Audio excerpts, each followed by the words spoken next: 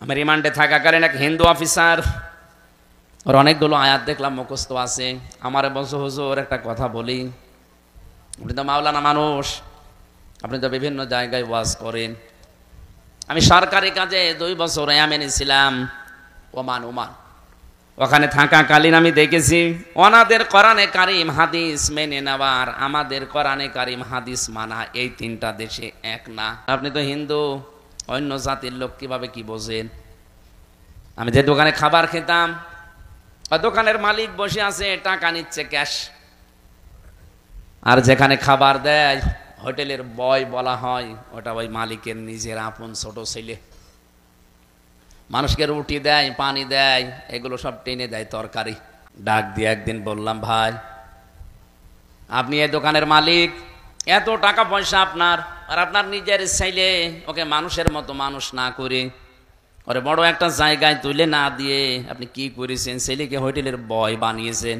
একটা কথা হলো, উনি ওনার ভাষা দিয়ে বুঝিয়েছে, ভাই আপনি কোন দেশের মানুষ আমি জানি না, তবে অনেকদিন আপনি আমার হোটেলে খাবার খান, এই জন্য আপনাকে বলছি।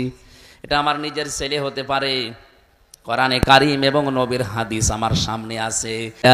আইয়ুহাল্লাযীনা আমানু ইন্না মিন আযওয়াজিকুম ওয়া আওলাদিকুম আদুওয়াল লাকুম ফাহযারুহুম ইলা আখির আয়াত। হিন্দু অফিসার আমাকে বলছিল, হুজুর এ দোকানের মালিক আমাকে কোরআনে কারিমের সূরা তাগাবনের এই 14 নাম্বার 15 নাম্বার আয়াত আমাকে শোনালো। আমারও কোরআনের অনেক আয়াত মুখস্থ আছে, আমি বাংলা সহ মুখস্থ করেছি। আমাকে মনে বোঝাতে চেয়েছে যে আল্লাহ পাক জানিয়েছেন, ইমানদারেরা তোমাদের স্ত্রী সন্তান কখনো কখনো তোমাদের শত্রু হয়ে দেখা দেবে, সুতরাং তাদের থেকে সতর্ক থাকবা। আমার এই সন্তানটাকে আমি যা মনে করি, আপনাকে আমি একই জিনিস মনে করি। মুসলিম আখুল মুসলিম, মুসলমান মুসলমানের ভাই। আপনি জাতিতে কি আপনাকে তো আমি চিনি না, তো মুসলমান মনে করি বলছি। আমার এই নিজের আপন সন্তানকে আমি যা মনে করি, পৃথিবীর 175 কোটি মুসলমানকে আমি তাই মনে করি না। এখানে বোঝার চেষ্টা করেন তো কথাটা কি বোঝাতে চাইলেন তিনি। যে আমার দায়িত্ব ছিল নবীর হাদিস অনুযায়ী আমার এই সন্তানের একটা সুন্দর নাম রাখা, আমি ওর নাম রেখে দিয়েছি আব্দুর রহমান। 2 নাম্বারে ওকে আমি দ্বীনের শিক্ষা দেওয়া, এটা আমার দায়িত্ব ছিল।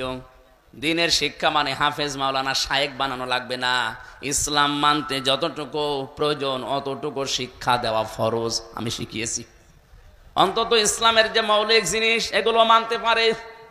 3 নাম্বারে ওকে একটা সৎ পাত্রী দেখে পাত্রস্থ করা আমার দায়িত্ব ছিল, আমি একটা সৎ পাত্রী দেখে ওকে বিয়ে দিয়েছি।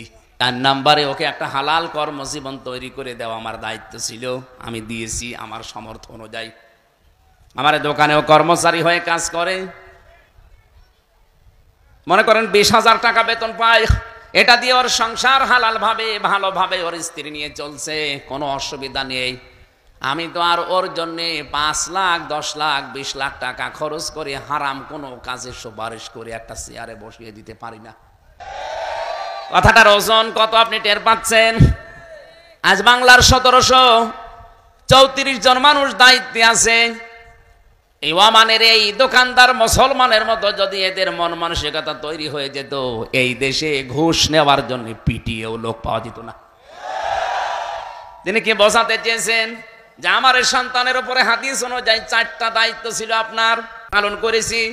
আমি কোরআনের আয়াত সামনে রেখেছি, যেহেতু আমার শত্রু, ওর থেকে সতর্ক থাকা লাগবে। ওকে এমন জায়গায় আমি তুলে দিতে পারি না যে জায়গায় যে ও যেখানে বসার যোগ্যতা রাখে না। আমি টাকা পয়সা ঘুষ দিয়ে প্রভাব প্রতিপত্তি খাটিয়ে ওই চেয়ারে ওরে বসিয়ে দিলাম, ওইটার কারণে ওই চেয়ারে বসে ও আরো হাজারো অন্যায় করবে। আপনি বলেন তো এই নিয়মটা বাংলাদেশে এখন কেউ মানছে না? এই জন্য ওনাদের কোরআনে কারিমের আয়াতগুলো মানা আর আমাদের দেশের মানুষের কোরআনের আয়াত মানা একই আয়াত, কিন্তু মেনে নেওয়ার সিস্টেমটা এক না। আজ আমরা এই মন মানসিকতা নিয়ে যদি তৈরি হতে পারতাম যে ঈমান এবং আল্লাহর পরিবর্তে যারা কুফরকে, শিরককে, বেদাতকে বেশি ভালো মনে করে, ও আমার সন্তান হলো আমার শত্রু, আমার স্ত্রী হলো আমার শত্রু, ওর থেকে আমার সতর্ক থাকা লাগবে। হ্যাঁ, ওর প্রতি আমার যে দায়িত্বগুলো আছে জায়েজ পর্যায়ে আমি জীবন থাকতে পালন করে যাব। ওকে আমার দ্বীনের শিক্ষা দেওয়ার দরকার ছিল, আমি শিক্ষা দিয়ে দিয়েছি।